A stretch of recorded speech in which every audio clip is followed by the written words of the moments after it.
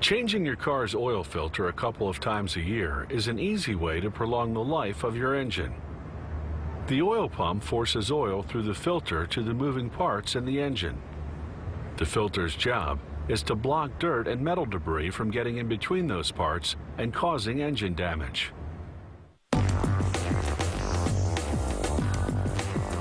They make many oil filter parts from steel coil, a sheet of steel on a roll.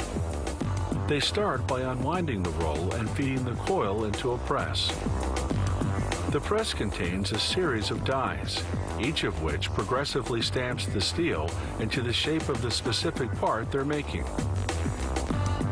This press is churning out tapping plates, a component on the end of the oil filter that screws onto the car's engine.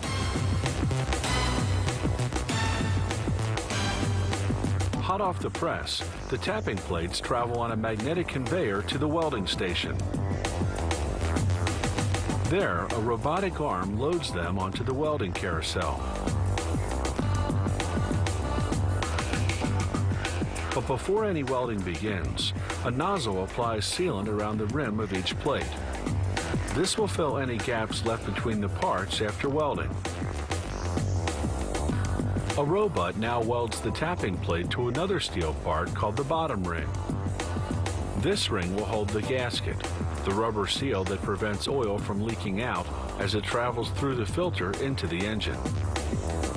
The welded parts, known as the bottom assembly, now go into a machine that cuts a thread pattern through the center.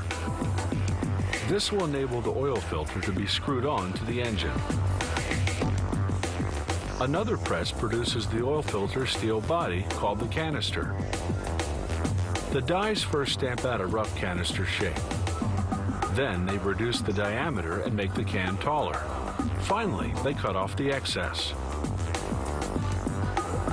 Elsewhere in the factory, another machine cuts and perforates pieces of tin-plated steel coil and rolls them into tubes. We'll see where those tubes go shortly. Yet another machine prepares the filter's key component, a filter paper that works like a fine sieve, trapping dirt, carbon, and soot. First, the machine pleats the paper so it will fit inside the canister.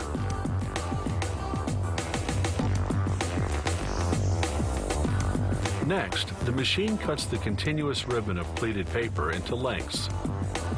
It folds each piece into a circle, fastening the ends with the steel clip. The next machine assembles what's called the filter cartridge. It places each filter paper over a tube. The tube's job is to reinforce the paper against the force of the oil pumping through it. This machine glues a capping disc on each end of the filter paper to hold the tube in place.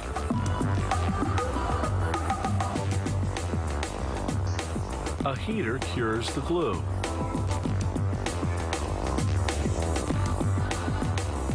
Now for the final assembly. As the canisters go by upside down, automated arms insert the filter cartridges.